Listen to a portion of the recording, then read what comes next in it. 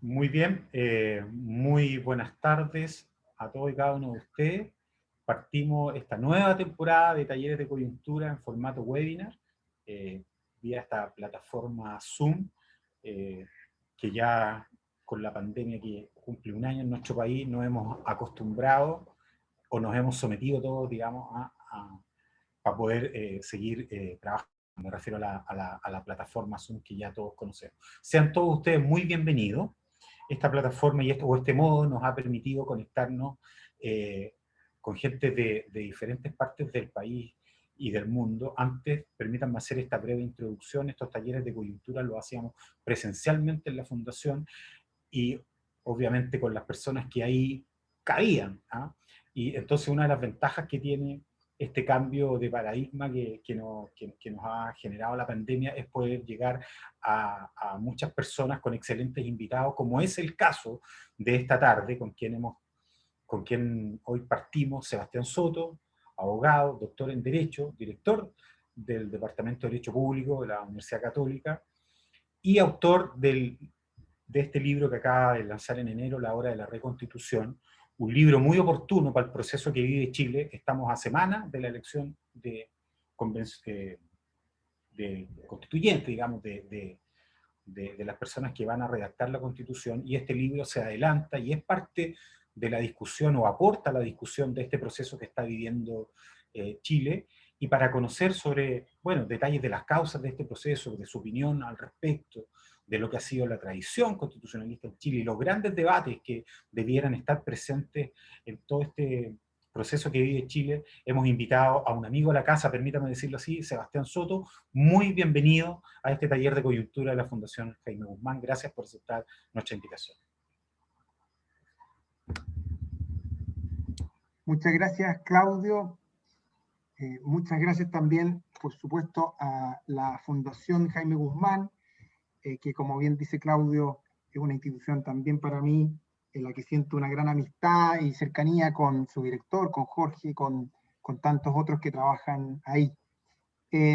Bueno, Claudio me ha pedido que en estos minutos yo pueda plantear algunas ideas del libro a que hacía referencia, que se llama La Hora de la Reconstitución. Es un libro que edita Ediciones UC, que lanzamos en enero y que tiene, fue escrito en pandemia, ¿ah? Lo que lo hace una obra escrita junto a mis niños, ¿ah? En toda la locura de las cuarentenas, pero al mismo tiempo es también una reflexión que reúne muchas otras que yo antes había hecho con motivo de seminarios a propósito del debate constitucional en que estábamos metidos en Chile y en que seguimos metidos ciertamente en los últimos años. Y Sebastián, entonces, sí. yo voy a apagar mi cámara solo para que tú quedes exponiendo y central ahí, recordarle a toda la gente que pueden anotarse para sus preguntas una vez termines tu exposición. Yo voy a desaparecer solo para que quedes tú exponiendo con pleno protagonismo, ¿sí? Muchas gracias. Pero estoy acá. No, sí, no te preocupes. Eh, Bueno, lo que decía es una obra que reúne una serie de reflexiones sobre el proceso que viene, sobre los contenidos, sobre las discusiones que yo creo tendremos a partir de abril, a partir de mayo, con el trabajo de la convención. Y entonces me interesó intentar plantear una serie de debates y también la posición que creo uno razonablemente puede sostener en cada uno de estos temas. Pero antes de eso, el libro también aborda dos capítulos que son capítulos introductorios, que son interpretaciones en clave constitucional de lo que ha sucedido, o más bien de lo que ha sucedido y luego también de aquello que podría suceder o aquello que pudiera llevarnos o por un buen camino. El primer capítulo entonces se llama ¿Cómo llegamos a esto? El segundo capítulo es ¿Cómo salimos de esto? Y luego vienen una serie de otros capítulos que abordan los temas de contenidos propiamente tal. Claudio me ha pedido, a mi juicio acertadamente, que yo divida mi exposición en 2 o 3 partes, pero que primero intente hacer una pequeña reflexión sobre el camino que hemos recorrido y luego otra reflexión sobre los temas que pudieran discutirse, para luego quizás en las preguntas profundizar un poco más en cualquiera de estos temas. Bueno, partamos con, como decía, esta primera parte, es decir, las etapas de este camino constitucional, que yo las denomino un camino, la historia de la Constitución del 80 en 5 actos. ¿Ah? Y todo parte ciertamente tras el 11 de septiembre del 73, el trabajo de la Comisión de Estudios de la Nueva Constitución. Yo no voy a detenerme ahí porque creo que es una historia demasiado larga y distante para estos minutos que tenemos. Pero sí lo que quiero sostener, y estoy seguro que muchos podemos coincidir en ello, es que no cabe ninguna duda que la Constitución nacida de un momento de ruptura, que la Constitución que nace en un ambiente, digámoslo, no democrático, un ambiente irregular en materia de una serie de garantías, pues bien se va consolidando, se va legitimando a medida que pasan los años. Tal vez el primer hito y más importante es el plebiscito de 1989, las reformas constitucionales de 1989. Es bien interesante leer las declaraciones de varios actores políticos en ese entonces que muestran cómo la Constitución de 1980, tras el plebiscito del 89, es una nueva constitución, no lo llaman así, pero al menos sí dicen que es una constitución claramente legitimada para un momento democrático que se inicia. Hay una anécdota que yo siempre cuento que a mí me interesó y creo que es muy gráfica en este sentido, que es lo que ocurre con Alejandro Silva Bascuñán. Todos sabemos que Alejandro Silva Bascuñán integró la Comisión de Estudio los primeros años. También sabemos que Alejandro Silva Bascuñán la abandona principalmente cuando se produce la proscripción de partidos, la prohibición de partidos por allá por el 76, el 77, abandona la Comisión de Estudios por ese hito, y luego integra también el grupo de los 24, que es tremendamente opositor a la Constitución de 1980. Pues bien, en 1980, en la Facultad de Derecho de la Universidad Católica, Alejandro Silva Bascuñán deja de enseñar constitucional y solo enseña derecho político. Y deja de enseñar constitucional porque a su juicio no podía él impartir docencia en torno a una constitución que consideraba completamente ilegítima y que no superaba los estándares democráticos. Pues bien, en 1989, tras el plebiscito del 89, Alejandro Silva Bascuñán vuelve a enseñar constitucional. Ese es un hito, es un signo, es algo menor quizá en una serie de otras reflexiones que podemos hacer, pero sí creo que es muy gráfico en la vivencia, en la memoria de, no cabe ninguna duda, quien fuera el constitucionalista más importante del siglo XX en Chile, que hizo el tratado más importante de la Constitución del 25 y que también, creo yo, ha hecho uno de los tratados más importantes de la Constitución de 1980. Para él, el plebiscito del 89 tiene ese significado. La reforma constitucional del 2005 es otro momento que todos hemos escuchado, que también tiene mucha relevancia. Pero ahí es donde yo creo que tenemos que plantear una pregunta, que todavía no está resuelta. Y la pregunta es, ¿por qué la izquierda y luego la centroizquierda desechó tan pronto la Constitución tras la reforma del 2005? La reforma de 2005, la reforma de Lagos, es definitivamente una reforma que tiene una vocación de cambio profundo.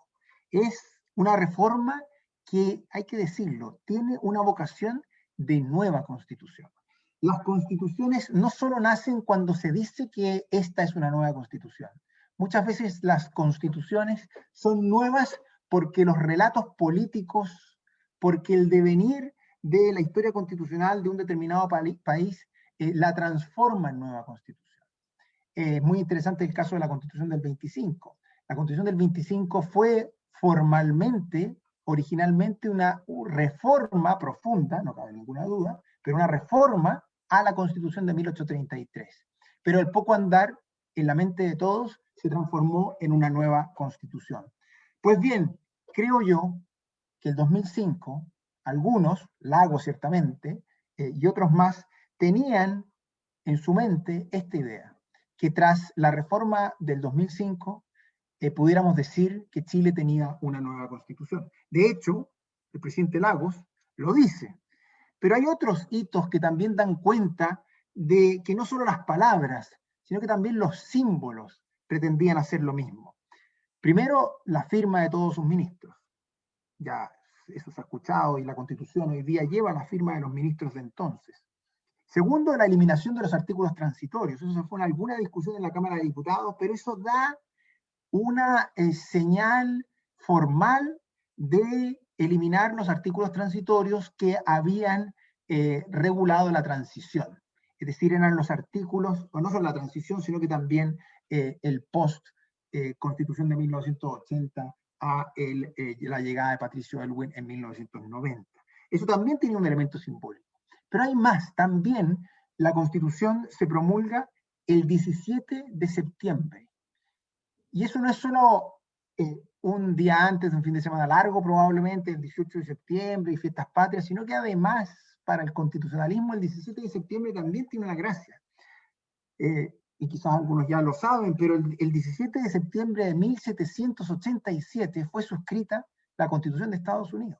Es decir, hay también ahí un símbolo, así como muchos países latinoamericanos celebran o celebraron entonces su independencia el 4 de julio, simbolizando una cierta adhesión con la independencia de Estados Unidos. Bueno, también hay aquí, es solo un símbolo, pero esos símbolos que también dan vida a relatos.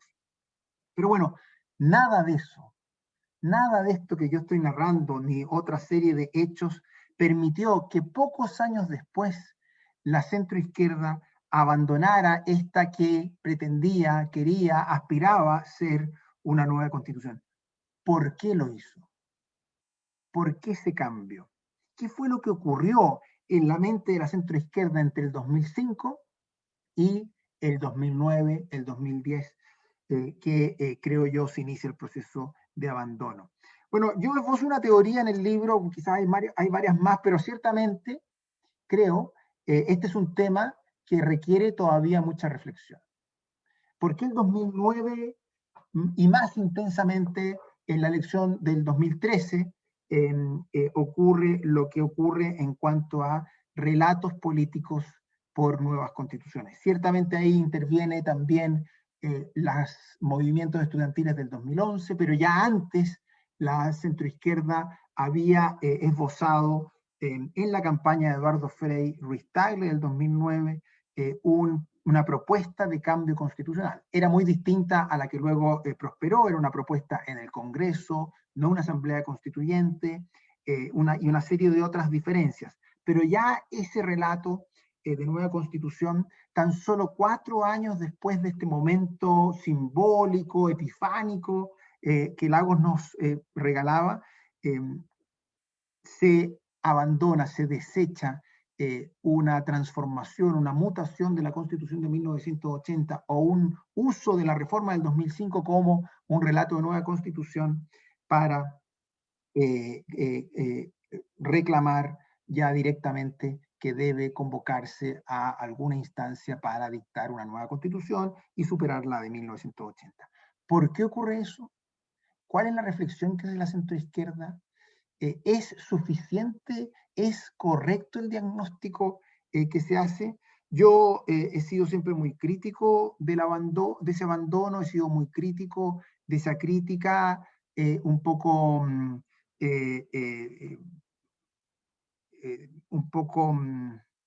que yo no llamaría débil, pero sí una crítica no suficientemente convincente, al menos para mis estándares, hacia la Constitución de 1980 con toda su reforma a partir del 2010. Pero ahí está, es lo que ocurrió. Y eso hasta, como sabemos, el 2014, cuando la presidenta Bachelet transforma la nueva Constitución en uno de sus relatos más importantes, junto con la reforma educacional y también la reforma laboral y tributaria.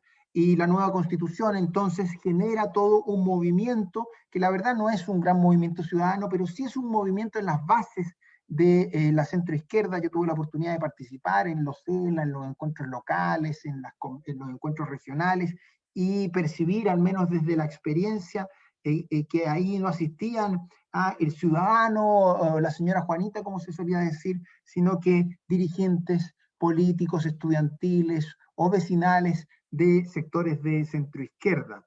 Y luego sabemos cómo terminó ese proceso. Ese proceso termina un poco criticado, ese proceso termina con bastantes dudas, con bastantes cuestionamientos, termina con un deseo de cambio constitucional bastante dormido, bastante dormido.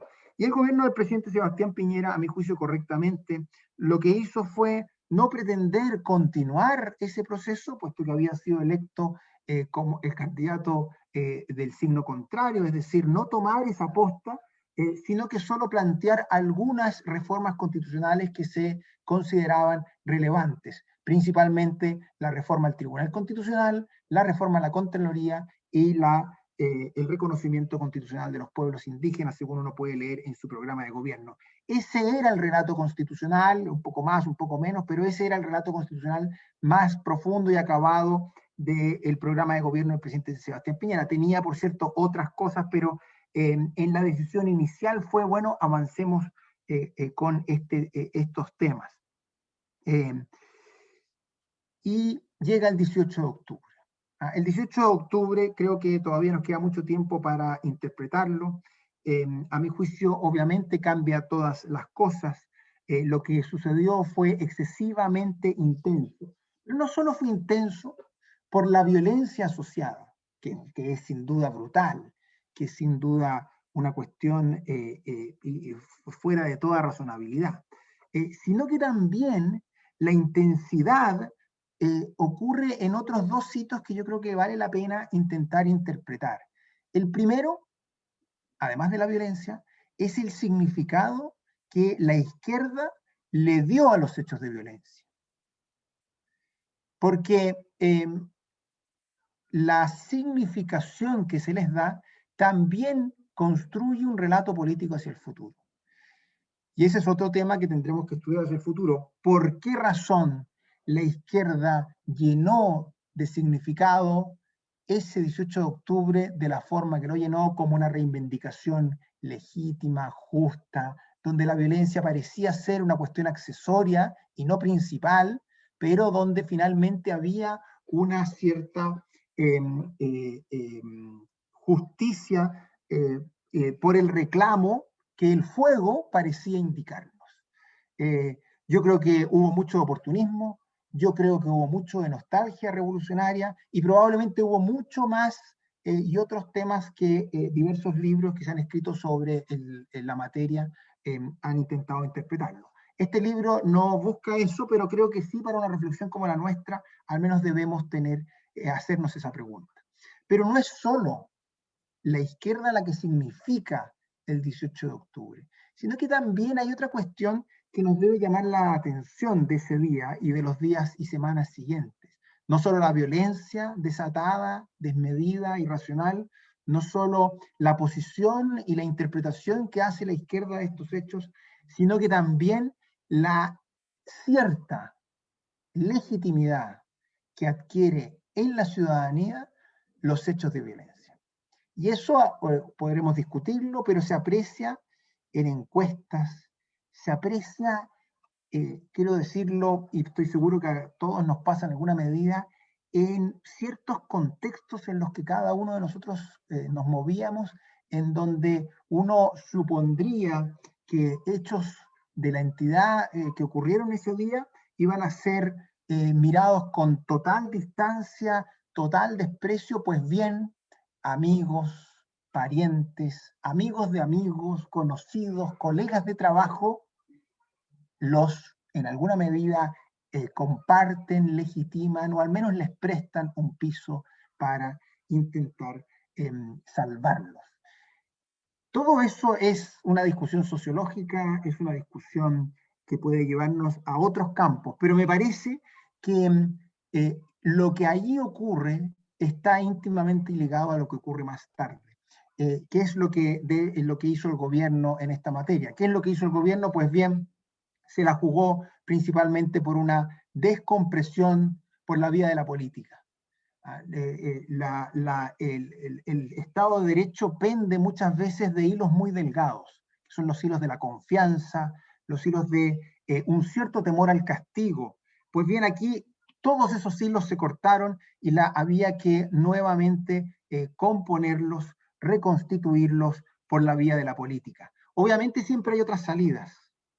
Yo sé que muchos de ustedes pueden haber en su momento pensado que más que entregar, comillas, la Constitución, más que jugar la carta de la Constitución, pudieron haberse jugado otras cartas que, a juicio de quizá algunos de ustedes, eran menos importantes, como por ejemplo el término del gobierno, como por ejemplo el adelanto de las elecciones. Pues bien, a mí me parece que esa es una lectura equivocada, que pensar que la Carta Constitucional debía haber sido la última y debía haberse entonces antes entregado otra serie de cartas o pagado otra serie de precios, a mí me parece que es equivocado. Es el inicio de gobiernos breves hacia el futuro, de situaciones de inestabilidad como las que, por ejemplo, conocemos tan cerca en Perú. Estoy seguro que muchos pueden haber escuchado a personas que decían que hubiera sido mejor la renuncia del gobierno, pero creo, como digo, que eso es un error. Y lo quiero decir no solamente desde lo que yo escribí ahí, sino que también citando a Jaime Guzmán, que escribió el año 78 en unas jornadas de derecho público, y dijo lo siguiente respecto a la Constitución.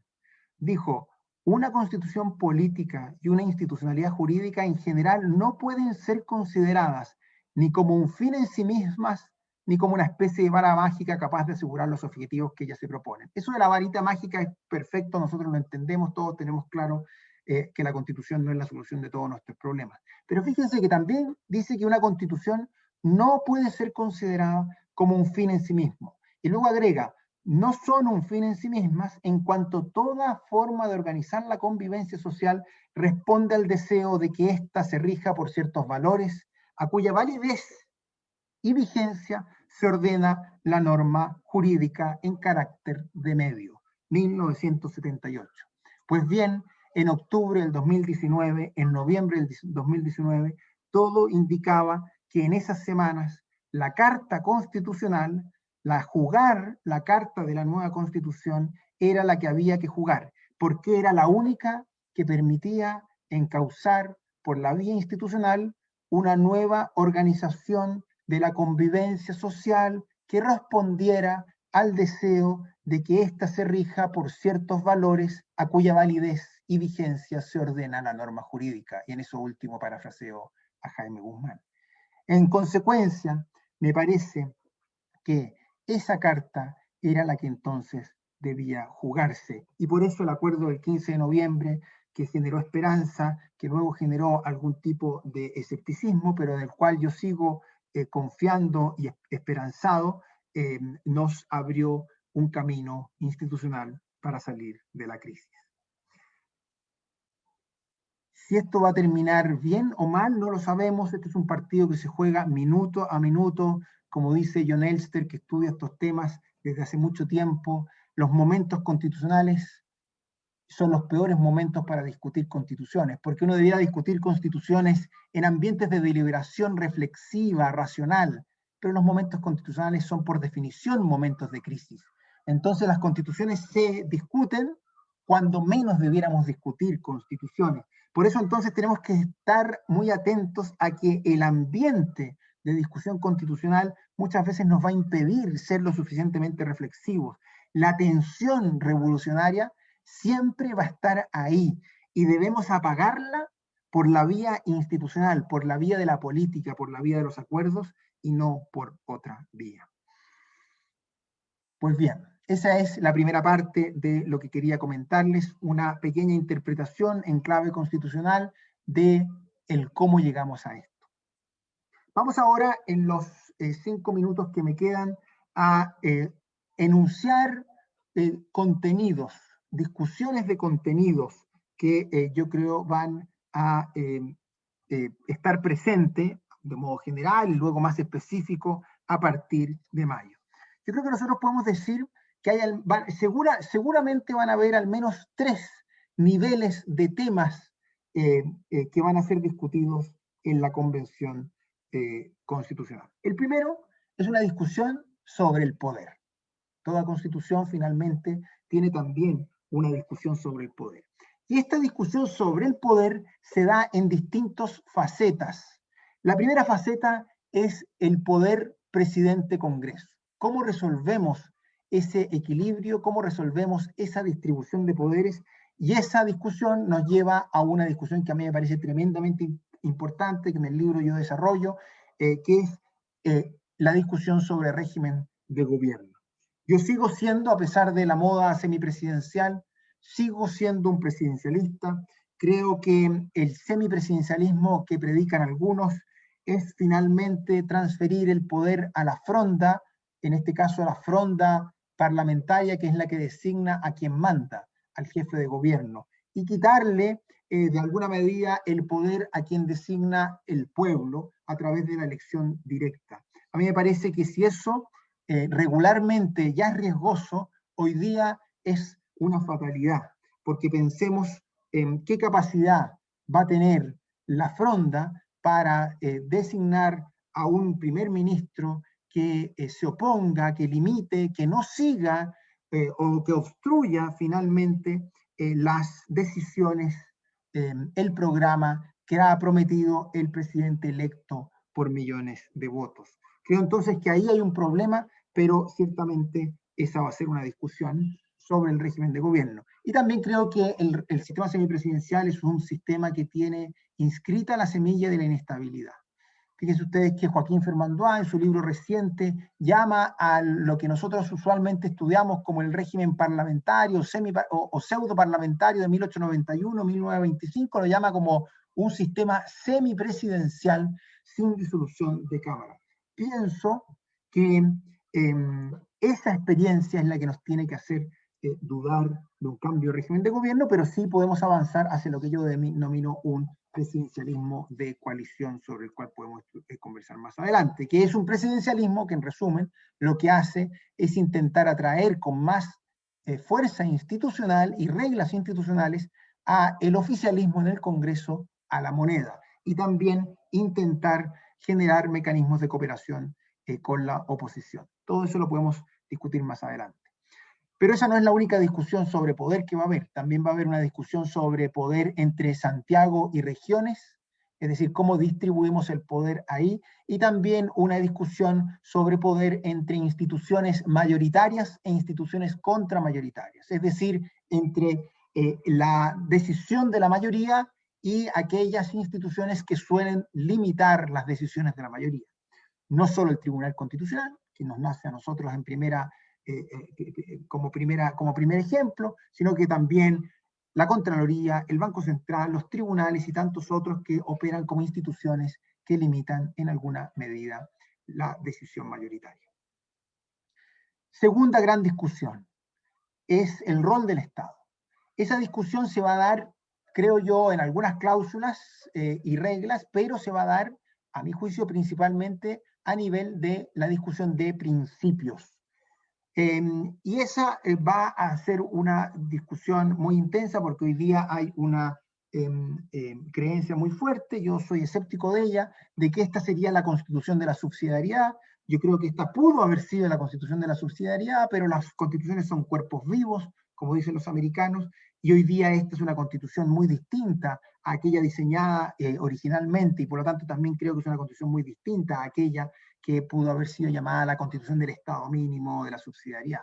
Pero más allá de cualquier cosa, ciertamente va a haber una discusión sobre el rol del Estado, si es que se importa la cláusula del Estado Social de Derechos, o si es que se da esta discusión sobre la subsidiariedad en torno a lo que hemos escrito últimamente sobre subsidiariedad. A mí me parece que lo razonable es no despreciar lo que se ha escrito tanto a favor o en contra de la subsidiariedad de los últimos 30, 40 años y dar la discusión sobre el rol del Estado y tener en la convención el debate sobre el rol del Estado en el marco del artículo primero, por ejemplo, en el marco de la autonomía de los cuerpos intermedios, del Estado, del servicio de la persona y de tantas otras cláusulas de las cuales se dice emana la subsidiariedad, más que importar una cláusula extranjera europea igualmente ambigua como el Estado Social de Derecho.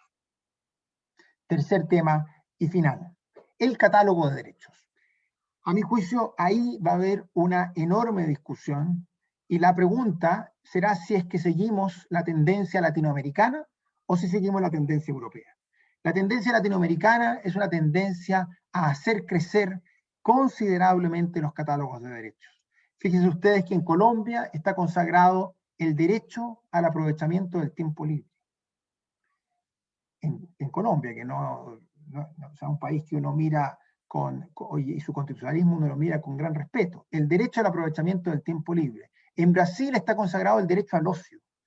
En Bolivia está consagrado el derecho a una vejez digna, con calidad y calidez humana. Con calidad y calidez humana. O sea, uno puede reclamar la calidez humana. En México está consagrado el derecho a la cultura física y a la práctica del deporte. La pregunta es si vamos a seguir en la consagración de nuestros derechos estas tendencias de constitucionalizar como derechos aspiraciones, bonitas intenciones, buena onda y todo eso, o vamos a seguir una tendencia más europea que es más tímida, más limitada, más, digamos, contenida en materia de consagración de derechos, al punto que algunos países europeos ni siquiera consagran derechos sociales. Creo yo que la tendencia de la política, la tendencia que hemos visto en los programas de los candidatos, la tendencia que hemos visto en una serie de partes en último tiempo, es a consagrar y a configurar como derechos una serie de aspiraciones. Eso tiene mucho riesgo, tiene el riesgo de la inflación de derechos, tiene el riesgo de la desvalorización de derechos, tiene el riesgo de la conflictividad, tiene el riesgo de la judicialización y tantos otros. Pero no solo el catálogo de derechos es aquello que nos debe interesar, sino que también nos debe interesar en esta materia la discusión sobre el rango de los tratados internacionales. Una forma de inflación de derechos es a través de la constitucionalización, o más bien de la incorporación a nivel constitucional de tratados internacionales, que es también una tendencia ya no solo latinoamericana, sino que también de otra serie de países del mundo. Entonces, sobre los derechos también habrá una gran discusión. Y obviamente habrá otra serie de temas que serán debatidos, que son muy interesantes y que dan para más que un seminario cada uno. Por ejemplo, la discusión en torno a la Constitución de los pueblos indígenas, la discusión en torno a la Constitución y la igualdad de género, la discusión en torno a la Constitución y los requerimientos de la sociedad de Chile actual. Bueno, todos esos son temas que estoy seguro van a estar también en la convención y será tremendamente interesante discutir al respecto. Con esto entonces cierro esta primera parte de mi intervención, agradeciendo nuevamente por esta invitación y motivándolos a seguir conversando en el tiempo que nos queda sobre estas materias. Muchas gracias, Sebastián. Muy agradecido por la reseña, por este resumen que es difícil hacer en un tiempo tan corto. Yo quisiera partir preguntándote, a la vez que insisto en instar a las personas a que nos hagan preguntas, en lo siguiente. Dijiste en algún momento, e incluso también citando Guzmán, que las constituciones ordenan nuestra convivencia, ¿verdad? Si se definió que la salida política a la revuelta y a la insurgencia era la Constitución, ello supone que tenemos un nudo de convivencia que está en la Constitución. ¿Ah? Bueno, de hecho, para muchos nuestro problema es la Constitución. Si yo te preguntara a ti, ¿cuál es el gran nudo de convivencia, más allá de las discusiones que tú dices, que los debates grandes que se van a dar? Si yo te preguntara a ti, ¿cuál o cuáles, si es el gran nudo de convivencia o el más importante que debiera saldarse, sin perjuicio que, insisto, abriste un abanico de debates que debieran darse ahí, desde el punto de vista de la convivencia, ¿no? De uno que diera que destrabara, digamos, ¿no? Nuestros problemas de convivencia, suponiendo, insisto, que están en la Constitución, y por eso fue esta la carta que merecía ocuparse para salir de este problema. Bueno, gracias, Claudio. Lo que tú dices es muy importante, creo yo, porque efectivamente, a mi juicio, la convivencia es un tema que debemos atender. Pero también, y algo desarrollo en el libro cuando me pregunto cómo salimos de esto, es decir, cuando intento dibujar el problema constitucional. Porque, como dice un profesor de Estados Unidos que ha escrito mucho sobre muchos temas, que es Cass Sunstein, dice que toda constitución viene a resolver un problema. Entonces, bueno, ¿cuál es nuestro problema? Es muy sencillo identificar nuestro problema cuando, por ejemplo, miramos la Constitución del 25. Entonces, ahí el problema era la gobernabilidad del parlamentarismo. También es más fácil identificar el problema cuando llegamos a la Constitución de 1980, donde había un problema que era la existencia de la mitad del mundo, la Unión Soviética y los países de la órbita soviética, que buscaban el término de la democracia y la instauración de sociedades totalitarias. Bien, entonces, ¿cuál es qué problema intenta resolver la Constitución de 1980? También podemos identificarlo ahí. Pues bien, ahora, ¿cuál es el problema que intenta resolver esta Constitución? Y las constituciones intentan resolver problemas que normalmente están en el nivel de la estructura, el nivel de las instituciones, en el nivel de los acuerdos fundamentales. Pero es muy difícil que una constitución resuelva problemas de convivencia.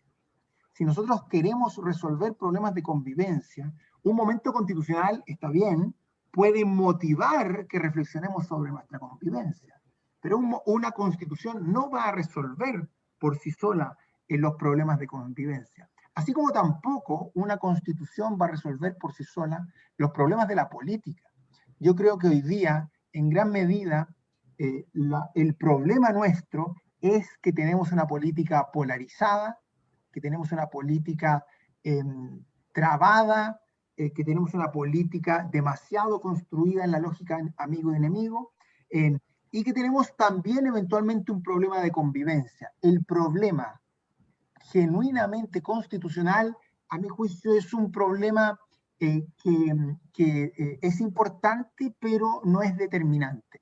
Por eso entonces pienso que nosotros tenemos que seguir en una reflexión sobre estas materias, en el sentido de que cuando pase la discusión constitucional, no vamos a haber resuelto los problemas que nos aquejan, no vamos a haber resuelto lo más profundo de aquello que eventualmente nos causó el descontento, la violencia, que causó todo lo que hemos visto. Y eso es una cuestión de convivencia.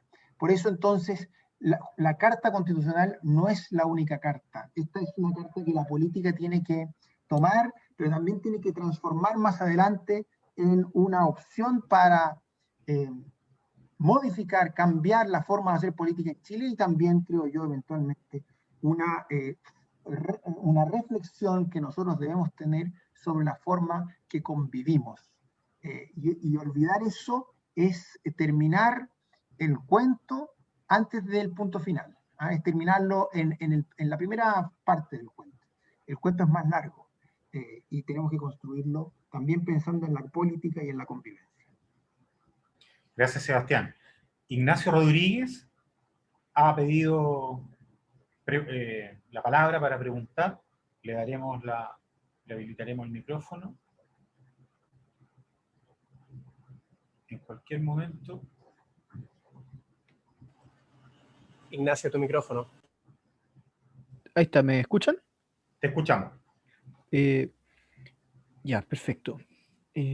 Gracias por la presentación, Sebastián. Estuvo muy buena. Lo que yo quería preguntar es que, imaginando que sigamos la tendencia latinoamericana, vale decir que la nueva Constitución goce de un amplio catálogo de derechos, ¿cómo podríamos solucionar todos los problemas prácticos que vengan de eso? Yo creo que en lo personal, ¿es posible imaginarse un listado único como existe actualmente en el artículo 19? ¿O sería mejor separar los distintos derechos en distintos títulos, cada uno con sus recursos o medidas de protección particulares? Esa es mi primera pregunta. Y la segunda, relacionada con el tema de los juegos de poder entre el Ejecutivo y el Legislativo. Eh, Siempre se habla del problema de que si el presidente de la República no cuenta con mayoría en el Congreso, no puede gobernar, o se le hace muy difícil gobernar, y ese yo creo que fue uno de los grandes problemas que vivió el actual gobierno durante los 2 primeros años. En ese sentido, ¿es realmente bueno, beneficioso que exista un presidencialismo tan rígido como el que existe actualmente? Yo creo que sí, pero da para pensar, ¿existe alguna otra fórmula que se pueda evaluar para que esa dinámica, para que el proceso legislativo fluya de mejor manera en el Congreso? Eso, Sebastián. Gracias, Ignacio, por la pregunta, por las dos preguntas. Intentaré responderte brevemente cada una de ellas. Mira, la primera es una larga discusión, porque si es que interpreto bien tu preocupación, lo que nosotros debiéramos intentar es construir fórmulas para que estos catálogos inflados, desbordados, tengan efectos acotados en la judicialización, en el conflicto y en la desvalorización de los derechos. Y yo creo que esas fórmulas, lo que tú apuntas, es muy importante hacerlo. Es pensar de qué manera podemos evitar que estas declaraciones se transformen, por ejemplo, en límites a la deliberación política, o que se transformen, por ejemplo, en presiones de gasto fiscal muy intensas, como ha ocurrido en otras partes del mundo. Solo sobre ese problema hay mucho que discutir. Algo abordo en el libro y posiblemente, y seguramente hay mucho más que tratar. Yo quisiera decir 2 o 3 ideas sobre eso. Lo primero es que en el mundo y también en Chile se ha probado más o menos ineficaz estas separaciones que se hacen y, por ejemplo, que intenta nuestro artículo 20 entre derechos que son reclamables a los tribunales y derechos que no son reclamables a los tribunales. Es decir, ni que construyamos una muralla china, el día de mañana los jueces van a limitar la justiciabilidad de ciertos derechos y renunciar a la otra. Colombia, Chile y tantos otros son países que muestran que estas murallas chinas siempre son perforadas. Y los jueces finalmente terminan adjudicando sobre la base de derechos pese a que no sean justiciables. Entonces yo creo que eso hay que mirarlo con un poquito más de escepticismo. Donde yo creo que sí podemos avanzar, y el constitucionalismo europeo nos ofrece algunas ideas, en evitar que las declaraciones de intenciones, de derechos, de mandatos, de todas estas cosas, en las cláusulas de derechos generen una presión fiscal que hagan insostenible un presupuesto balanceado, o que, como en Colombia, impliquen que los tribunales terminan asignando gasto público, y no poco. Y para eso entonces creo que hay fórmulas, y Europa tiene cláusulas presupuestarias en las constituciones, tiene reglas fiscales y toda una discusión que no es del caso de tenernos ahora, pero sobre la cual se ha escrito bastante y que yo creo que nosotros tenemos que mirar con atención.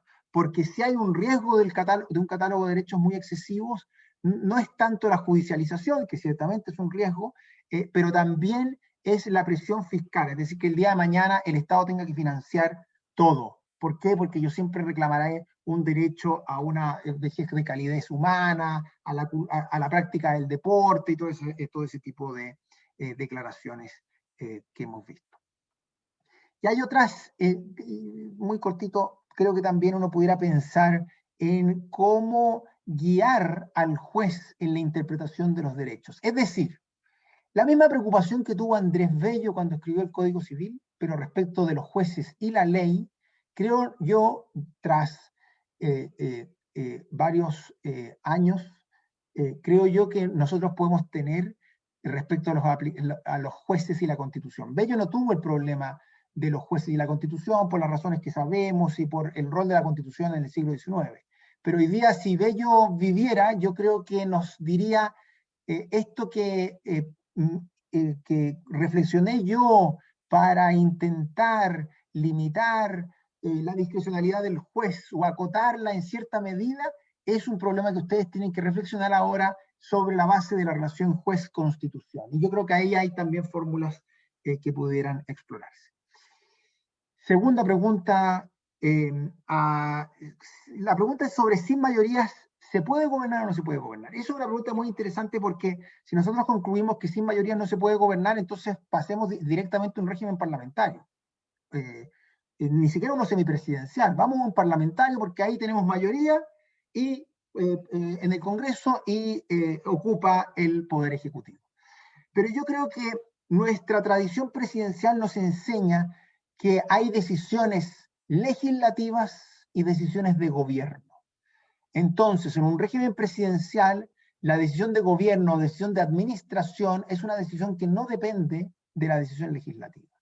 La decisión legislativa es importante, no cabe ninguna duda, y lo vemos todos los días en los diarios, cuando el Congreso bloquea la reforma previsional, bloquea este otro proyecto de ley, etcétera, etcétera. Pero el gobierno y la administración, pese a que no tenga mayoría en el Congreso, sigue funcionando. Entonces usted se fue a vacunar, el de más allá también pudo, y todo el rol de administración y gobierno sigue en funcionamiento. Entonces yo creo que un régimen presidencial tiene que comprender que si no forma una coalición mayoritaria, va a haber dificultad en la decisión legislativa, pero no necesariamente va a haber dificultad en la decisión de gobierno. Y hoy día los ejecutivos gobiernan, a los ejecutivos se les evalúa por su capacidad de gobernar. No en Chile se le evalúa por muchas cosas difíciles de entender, pero en el mundo los ejecutivos gobiernan y están llamados a gobernar. Por eso los ejecutivos hoy día son el poder más importante y el Congreso es un poder reactivo. El Congreso no gobierna, el Congreso reacciona por diversas razones. Por eso entonces yo quiero poner un signo de duda a esta idea de que sin mayorías no se pueda gobernar. Yo creo que sin mayorías se puede gobernar, sin mayorías es más difícil legislar, pero sí se puede gobernar. Y entonces la pregunta que tenemos que hacernos es ¿cuál es el régimen que asegura una mejor gobernabilidad? Y yo creo que el semipresidencialismo no lo hace.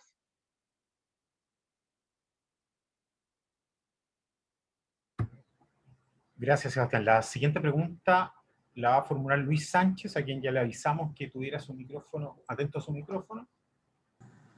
Luis, hola. Hola, ¿qué tal? ¿Se me escucha ahí? Muy bien, dale. Perfecto. Pues, primero que nada, bueno, también muchas gracias, Sebastián, por la exposición. Y la inquietud que tengo va un poco por la otra punta en relación con la pregunta que se planteó recién.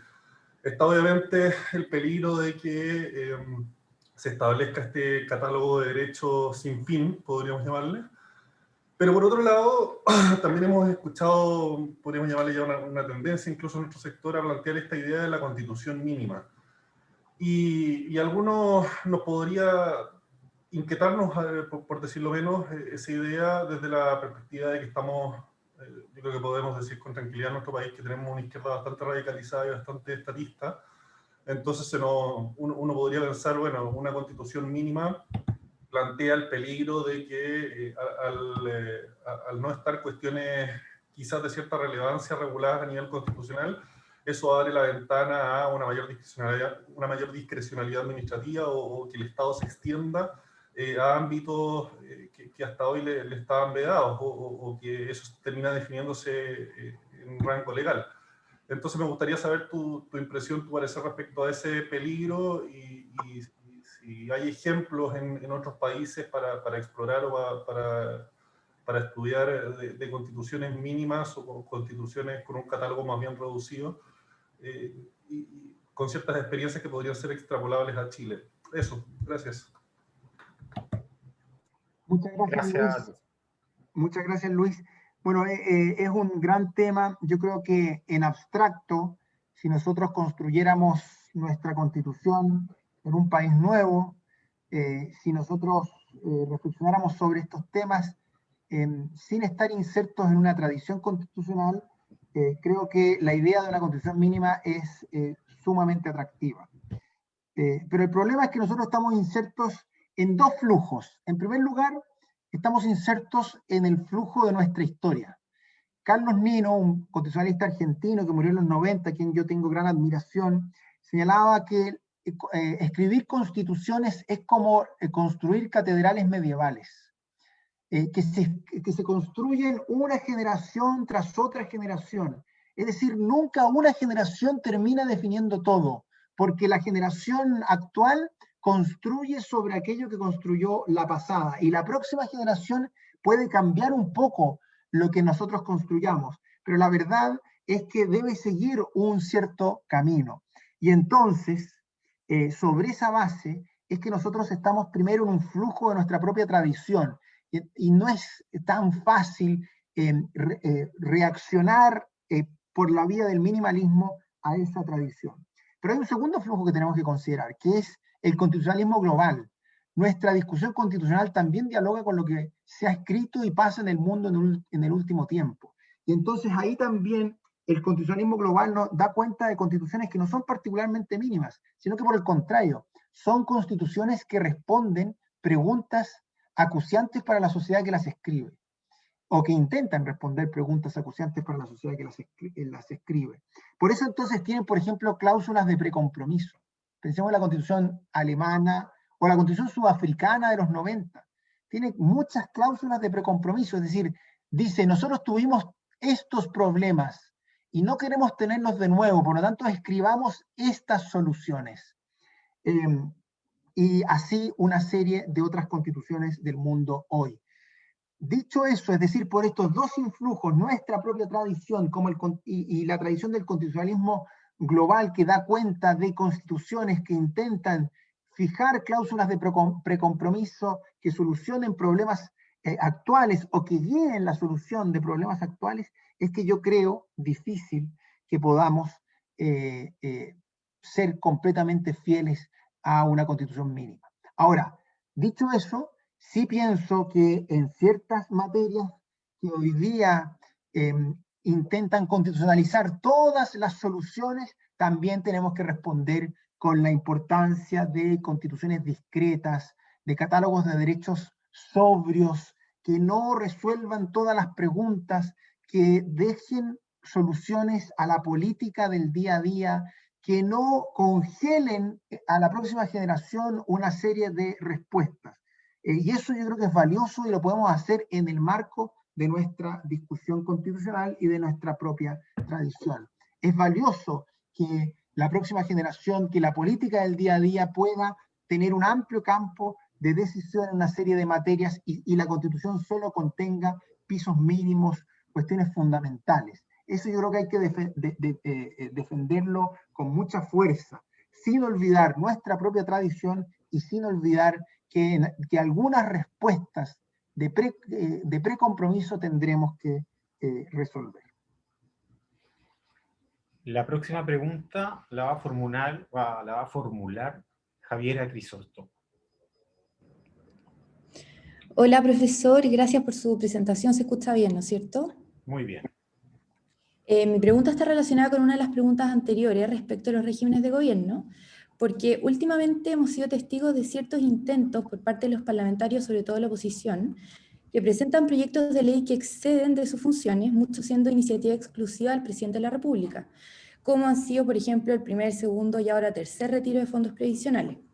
Y en particular quisiera comentar una situación que se dio en la discusión de la reforma de pensiones, donde el senador Letelier, que además es presidente de la Comisión de Trabajo del Senado, eliminó palabras del texto sometido a votación para modificar el sentido global del mismo, divergiendo del presentado por el Ejecutivo. Entonces, frente a las críticas de los demás senadores presentes, el senador respondió que si no estaban de acuerdo, que lo llevaran ante el Tribunal Constitucional. Entonces, en este contexto, profesor, mi pregunta es, ¿de qué manera cree usted que se debiera afrontar esta discusión cuando parece ser que se ha perdido todo el respeto por nuestras instituciones? Muchas gracias. Muchas gracias, Javiera. Ese es un problema profundo de nuestra política.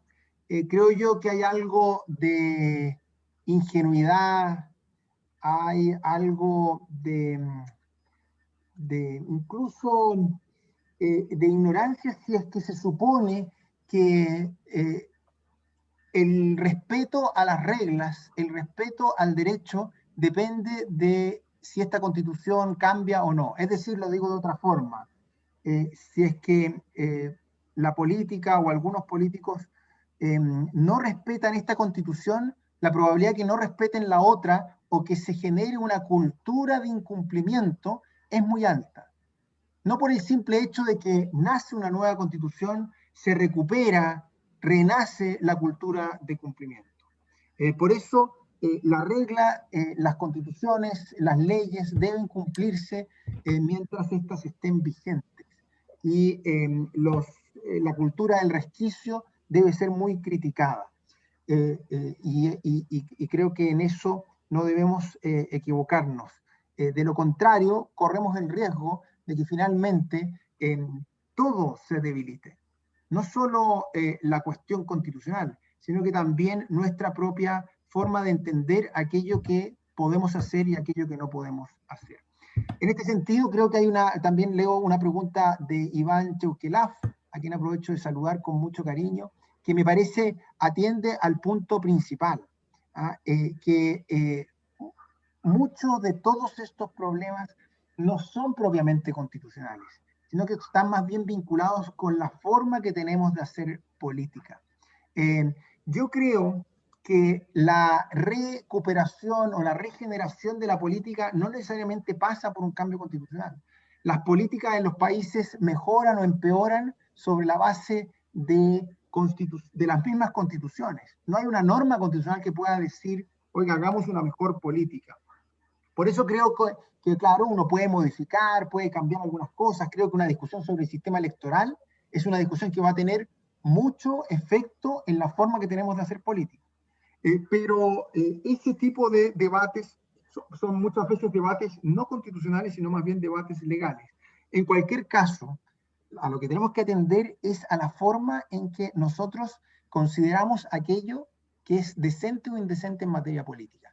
Y eso es básicamente una parte, o está inscrito en lo que se ha venido a denominar la Constitución no escrita.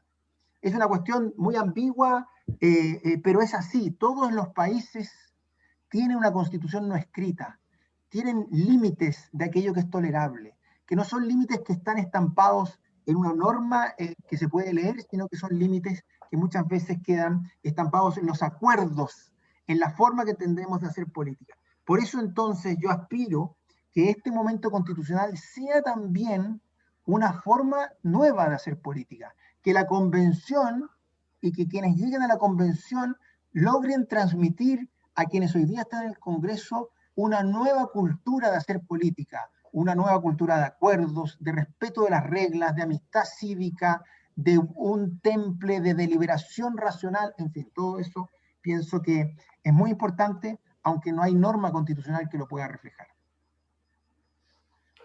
Gracias, Sebastián. Oye, aprovecho también de comentar que hay una pregunta del director del área legislativa de la Fundación Jaime Guzmán. Quiero saber si podemos habilitar el micrófono a Emiliano García, que tiene una pregunta. Si Emiliano está ahí. Ahí activamos a Emiliano. Hola, Emiliano. Hola. ¿Se Adelante. escucha? Muy bien. Bien. Hola, profesor Sebastián. Bueno, mi pregunta es bastante simple. En realidad quizás da para discutir muchos otros temas, quizás da para escribir mucho también, pero básicamente si existe algo así como una tradición constitucional chilena, y si existe, cuáles son las instituciones, digamos, que sostienen esa tradición, y finalmente si es relevante o no al momento de resolver nuestros problemas de convivencia.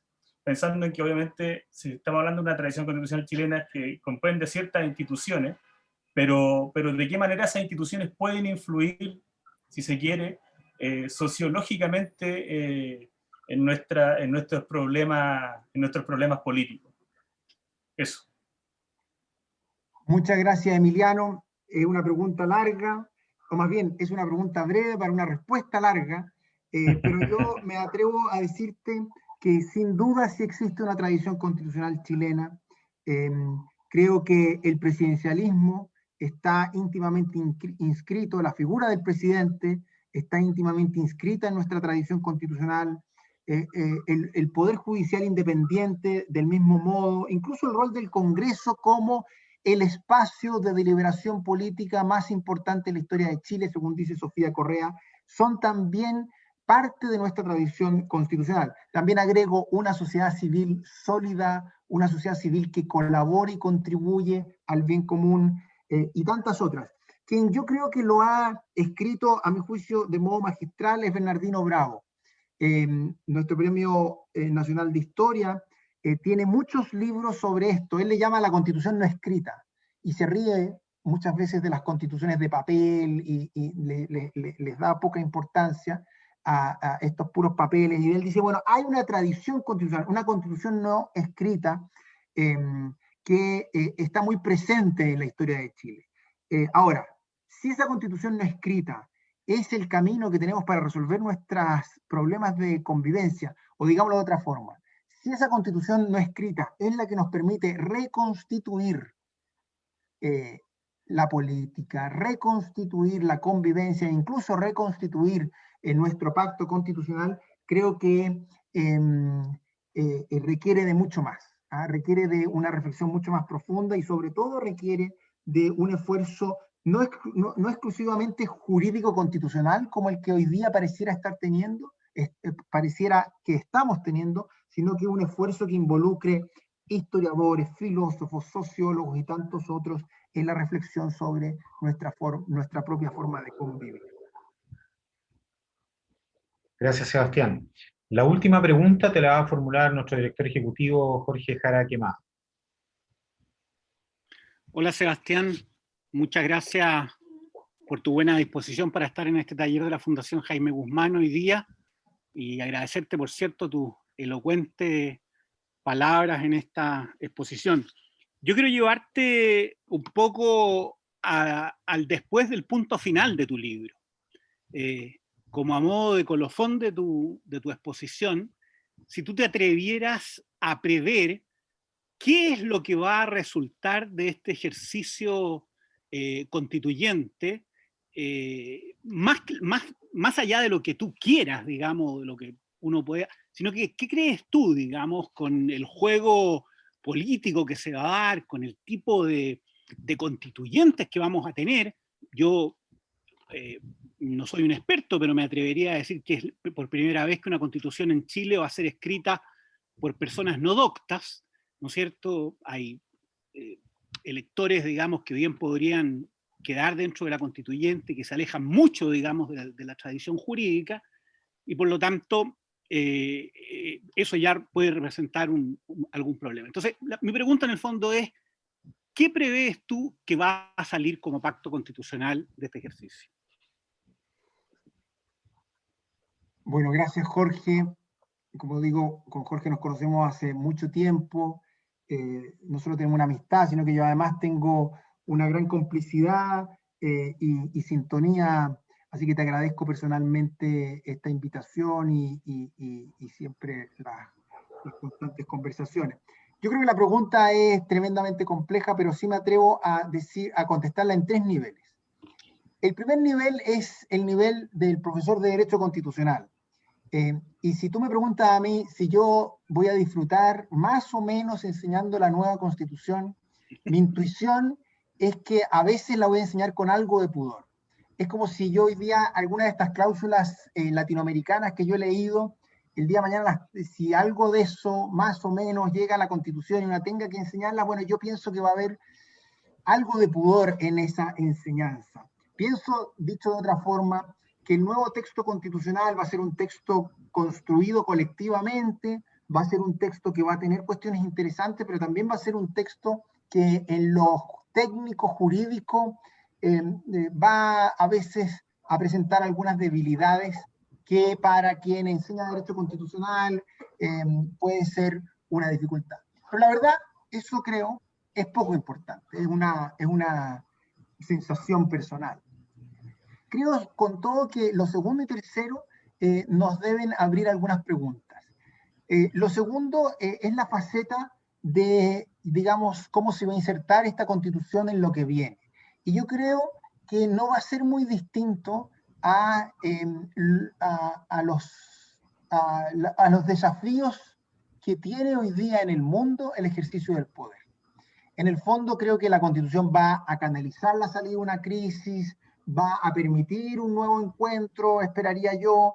Todo eso va a ser un momento político importante, pero desde la perspectiva de la gobernabilidad y desde la perspectiva de la solución de nuestros problemas más desafiantes, creo que la nueva Constitución va a seguir en la tendencia de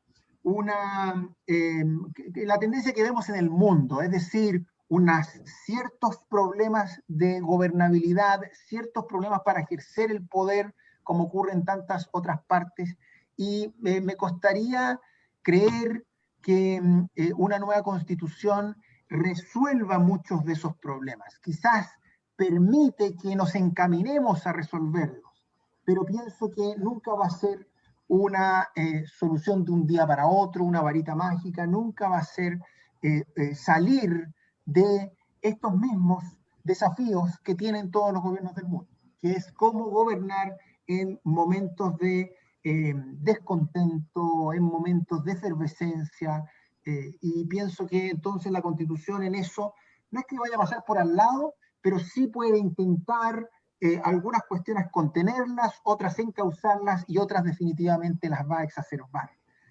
¿Cuál de estas tres se va a dar en mayor intensidad? Si la contención, si el encauzamiento, la exacerbación, no sé, yo espero que las dos primeras, pero ciertamente ahí va a haber también una mirada de futuro que vale la pena tener en cuenta, que no nos va a distinguir, como digo, mucho de lo que ocurre en el mundo. Tercero, y esto es una cuestión que yo creo que vale mucho la pena discutir aquí en la Fundación Jaime Guzmán. Yo creo que hay una tarea muy importante en la instalación de la Constitución. Es decir, cuál es el relato de la nueva Constitución. Y ese nuevo relato hay que construirlo, hay que pensarlo, hay que promoverlo, porque es el relato que cada nueva Constitución ha intentado construir. Algunas lo han construido por más tiempo, otras por menos tiempo. Pero si miramos la Constitución del 33, durante mucho tiempo, el influjo portaliano se aprecia en el ejercicio del poder. Por lo menos 30 o 40 años. Pese a que las mismas reglas constitucionales luego fueron utilizadas en sentido contrario. ¿Por qué? Porque el influjo portaliano se impuso por muchas veces.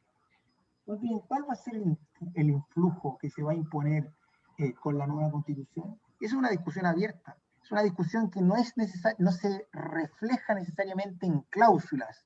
Quizás se refleja en cláusulas, pero no se escribe en detalle en esas cláusulas. Y entonces eso es lo que tenemos, creo yo, que pensar hacia el futuro, en una instalación. ¿Cuál va a ser el relato? Y en esto, hay que decirlo con mucha claridad, Jaime Guzmán lo tenía muy claro en la Constitución de 1980. En las actas se aprecia claramente cuál es ese influjo. En algunos de sus artículos hay un reflejo de eso y también en sus enseñanzas posteriores. Ese influjo se perdió en algún momento. Yo creo que hoy día la Constitución actual no es la Constitución de Jaime Guzmán porque son estos cuerpos vivos, pero ciertamente hay un influjo que duró mucho tiempo y ese es el que yo creo también tenemos que pensar. Muchas gracias, Sebastián. Antes de... Bueno, y quiero agradecer a todos también quienes participaron, las preguntas que nos quedan pendientes por ahí. Antes de despedirnos, cuéntanos, para quienes no sabemos, ¿dónde podemos adquirir tu libro, Sebastián? Bueno, este es un momento muy emocionante, ciertamente. Este libro, como digo, es de Ediciones UC. Ustedes lo pueden comprar en la página web de Ediciones UC, también está en Amazon en Kindle, o en una serie de librerías que ustedes pueden ir y pedirlo, y ahí va a estar, o debiera estar, creo yo. Pero la Ediciones UC tiene bastante buena distribución en librerías, y también si ustedes nos quieren comprar en Busca Libre o en la misma página de Ediciones UC, les va a llegar a su casa. Perfecto. Muchas gracias, muy claro. Claudio. No, gracias a ti y gracias a todos los que han participado hoy, y será hasta una próxima oportunidad, y mucha suerte con las ventas de tu libro, Sebastián, muy interesante. No, muchas gracias a todos los que han estado. Veo ahí en el listado a una serie de buenos amigos y amigas, y les agradezco el tiempo y espero, en fin, seguir compartiendo con quien así esté interesado este tipo de reflexiones que ciertamente están abiertas a la discusión. Muchas gracias, un abrazo. Adiós.